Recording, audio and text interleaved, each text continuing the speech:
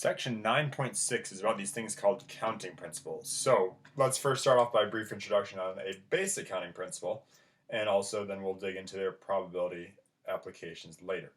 So the fundamental counting principle says let E sub 1 and E sub 2 be two events. The first event, E sub 1, can occur M sub 1 different ways. After E sub 1 has occurred, E sub 2 can occur in M sub 2 different ways. The number of ways the two events can occur is take those m's, m sub 1 times m sub 2. Now that's a lot of letters, a lot of notation. Let's see if we can simplify this a little bit. How many different pairs of letters from the English alphabet can be or are possible?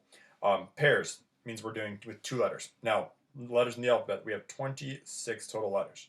Now this says nothing about repeating or not being able to repeat, so it's just going to be 26 times 26. So the number of ways we can choose the first event, aka choosing a letter, is 26 ways. The number of ways you can choose the second event is also 26 ways. So then when we multiply those together, we get 676 different pairs of letters.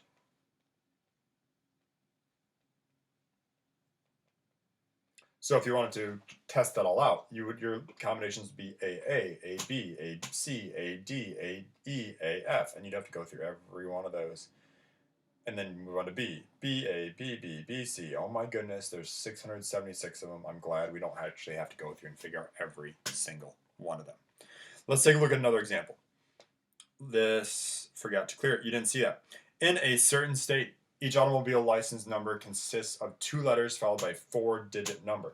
How many license plate numbers, or how many license plates I should say, can be formed? This is ignoring vanity plates. So, again, we got a letter, followed by another letter, followed by 4 digits. So we have 1, 2, 3, 4, and again that's a number, and yes, that's the pound sign, not the hashtag sign, but is the pound sign, which also represents number. Now going through this, we have 26 total options here, 26 other ones here, because you can repeat. And then for the digits, you've got 10 options, 0 through 9. For the second digit, also 10 options. For the third digit, also 10 options. For the next digit, also 10 options. Now, we got 26 times 26 times 10 times 10 times 10. Well, we already know what 26 times 26 is. That's 676. We already did that. And then 10 times 10 times 10 times 10, that's times 10 to the 4th. Or if it helps you to think about it as 676 times 10,000, that'll end up giving us 6,760,000 different license plates. And again, that's ignoring any potential vanity plates like brass rules or something like that. So that's a lot of different plate combinations. Now, one application of the fundamental counting principle is determining that the number of ways something can be arranged and the order that they're arranged matters. Those situations in which the order makes a difference, we're going to call a permutation. So a permutation of n different elements is an ordering of the elements such that one element is first, one element is second, another is third, etc. So for us to do, how many permutations can we use for the possible letters A, B, C, D, E, and F? Well, we have 6 total letters, and if we're going to put them in order, you have 6 different options for your first letter. Now, to choose a second letter, we've already used one, so there's 5 options left. Then we're down to 4, then to 3, then to 2, then to 1. Hopefully this looks moderately familiar. This is good old 6 factorial. If you don't remember what that is, like if you don't remember what the answer is, you can just do 6 times 5 times 4 times 3 times 2 times 1, or do it on your calculator. Either way, there's 720 different arrangements.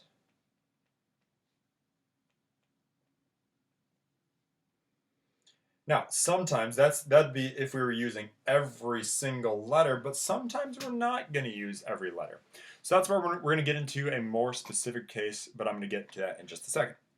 I'm getting a little ahead of myself.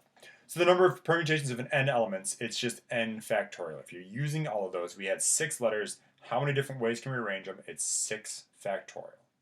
So 720 different ways we can order. Now, if we're only taking r of those elements, say we have 6 letters and we're only going to use 5 of them, the number of permutations of n elements can be taken r at a time is found by this.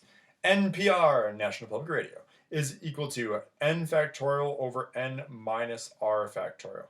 Now this bottom part here is one way you can simplify it. We'll take a look at what that means in a second. It's n times n minus 1 times n minus 2 times etc., etc., etc., times n minus r plus 1.